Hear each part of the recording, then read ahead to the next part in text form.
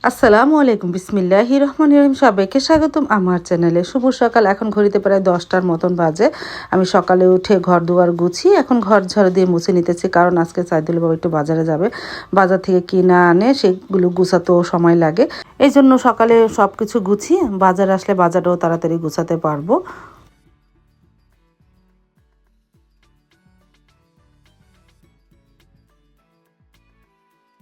আমার ঘর মুছতে মুছতে সাদুল বাবা বাজারটা দিয়ে চলে গেল দোকানে। ঝাটকা মাছ কিনে এনেছে আর একটা মুরগি কিনে এনেছে। আর সকালে তো ভাবির কাজ ভাবি করে চলে যায়, তারপরে সারাদিনের জন্য সে বেরিয়ে পড়ে। আর দুধ এনেছে, এই জন্য ভাবিকে আর ডাক দিলেও পাওয়া যাবে না। এই জন্য মনে করলাম আমার নিজের কাজ নিজেই করি। এই মাছগুলো কাটি, মুরগিটা কাটি, দুধগুলো বোতলে ভরে ফ্রিজে রাখি, সব কাজ আস্তে আস্তে গোছাই।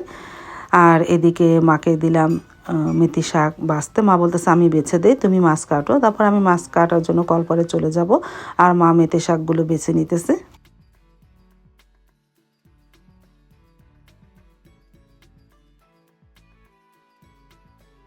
চলে আসলাম কলপারে।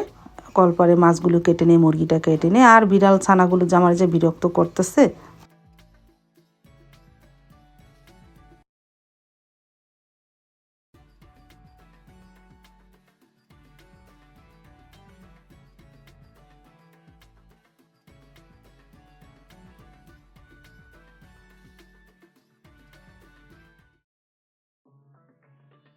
আস্তে আস্তে তো মাছগুলো কেটে নিতেছি আমি।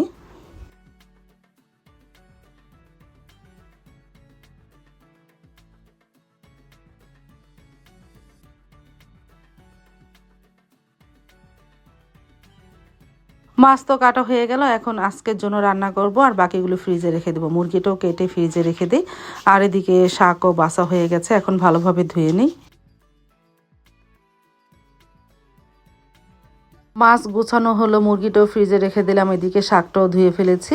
আর এদিকে দুধটা জাল দিয়ে নিতেছি, দেখি কি করি। আর এই ফাঁকে এই ডাঁটাগুলিও কেটে নিই। শাক ধুয়ে ঝরা দিয়েছি, ডাঁটাগুলিও কেটে নিই। তারপরে প্রায় 3টা বাজে রান্নাঘরে চলে আসলাম। এখন শাক বসিয়ে দেই আর এদিকে মাছটাও রান্না করে ফেলি। ডাঁটা দিয়ে রান্না করব ঝাটকা মাছ।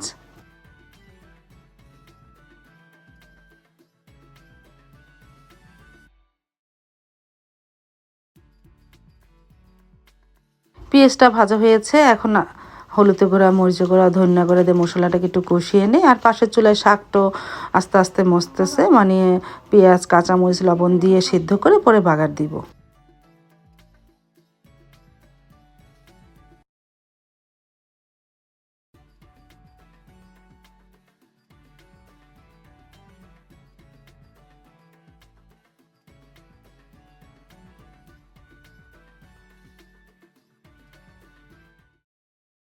মশলা তো ভালোভাবে কষানো হলো। এখন ডাঁটাটা আমি ভাপ দিয়ে নিয়েছিলাম, সাথে আলু টমেটো মশলার সাথে কিছুক্ষণ কষিয়ে নিই। পানি দিয়ে পরে মাছগুলো ছেড়ে দিব, না আগে একটু কষাই।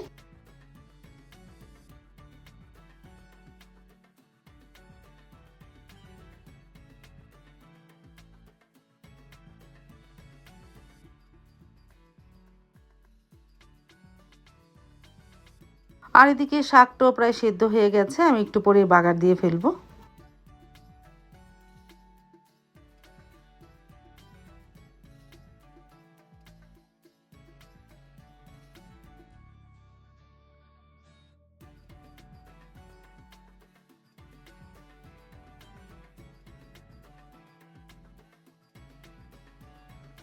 সবজিটা কষানো হয়ে যাওয়ার পর পানি দিয়েছিলাম, তারপরে মাছগুলিও ছেড়ে দিই। বলক আসলো, আস্তে আস্তে মাছগুলো ছেড়ে দিই।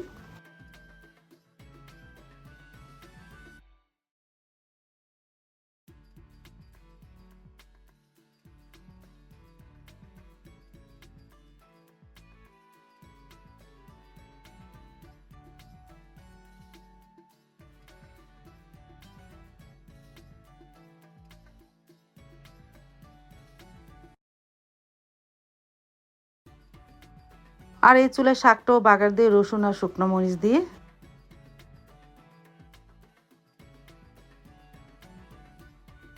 শাকটাও বাগার দিয়ে ফেললাম।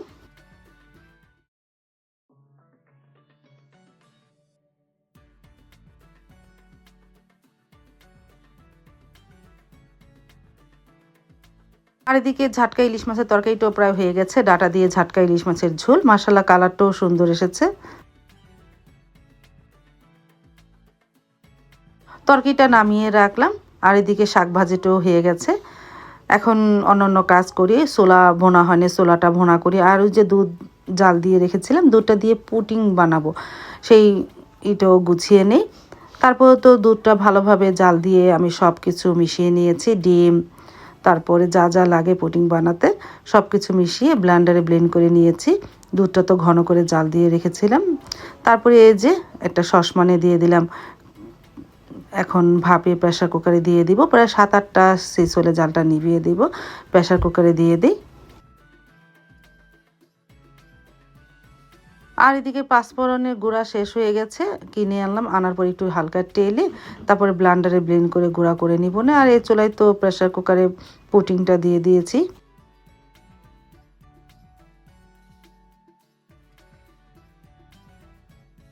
প্রায় 10টা সিস হওয়ার পর জালটা নিভিয়ে দিয়েছিলাম। তারপর অনেকক্ষণ পরে ঢাকনাটা খোলা, এখন গরমের জন্য ধরতে পারতাছি না।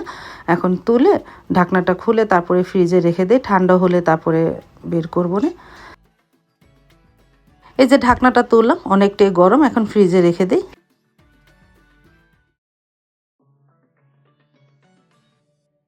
আর এদিকে সাজনা পাতাটাও জাল দিয়ে নিতেছি মেথির সাথে, আমি মানে ইফতারির সময় খাবো। আর ছোলা ভুনাও করতেছি।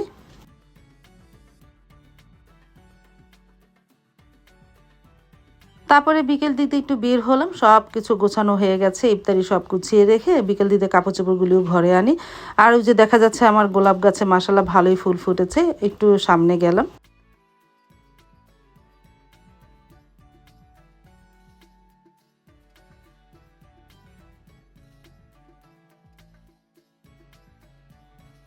এই যে আমার গোলাপ গাছে মাশাআল্লাহ ভালোই গোলাপ ফুল ফুটেছে। এই গাছের কয়েক রকম কালারে ফুলটা ফোটে, এটা কলম কাটা গাছ। দুইটা গাছে মানে এক এক সময় সাদা গোলাপি, হালকা গোলাপি, ডিপ গোলাপি, অনেক রকম করে ফুল ফুটে, কলম কাটা গাছ তো। আর পুদিনা গাছে মাশাআল্লাহ ভালোই আবার পাতা এসেছে, আরেকদিন আবার ছিড়বো না।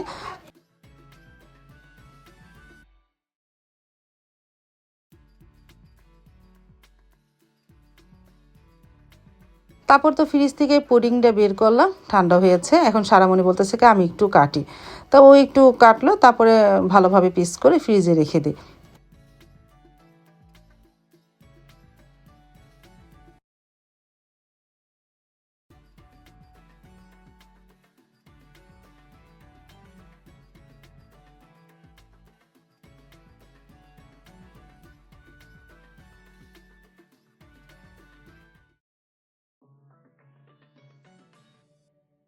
আসরের নামাজ শেষ করে চলে আসলাম রান্নাঘরে, এখন ভাজা শুরু করে দেই, ইফতারির ভাজা। তেলটা গরম হোক, আস্তে আস্তে সব কিছু ভেজে নিই।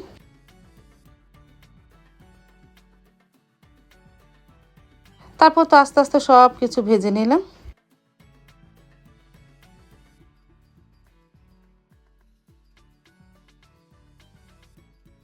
তারপর তো ড্রয়িং রুমে সব নিয়ে চলে আসলাম, আমরা ইফতারি করতে বসে পড়লাম। সাইদুল বাবা এখন তুই আসেনি, এখন একটু পরেই চলে আসবে।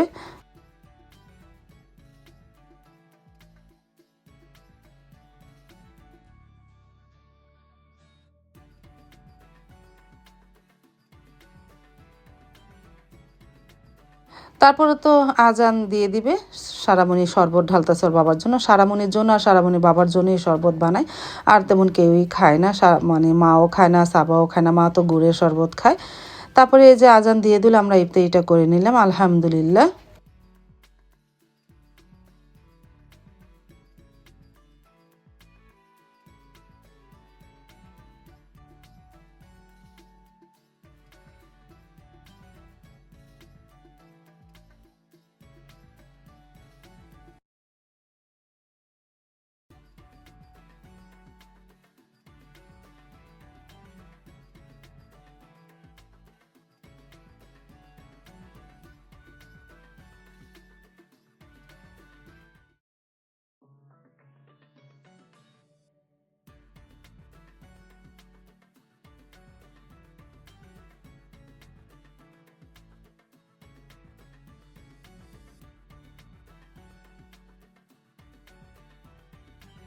প্রতিদিনের মতন মুড়ি মাখা আলহামদুলিল্লাহ খেয়ে নিলাম।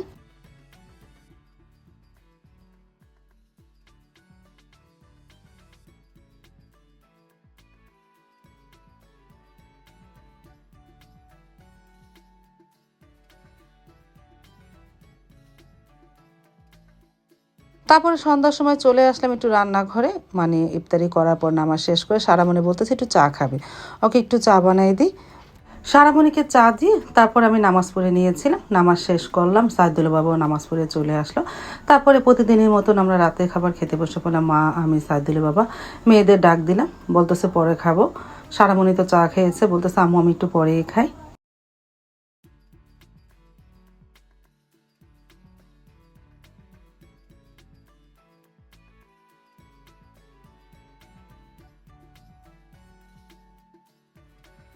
আজ তাহলে এই পর্যন্ত, দেখা হবে আগামীকালকে নতুন আরেকটা ব্লগ নিয়ে। আল্লাহ হাফিজ, আসসালামু আলাইকুম।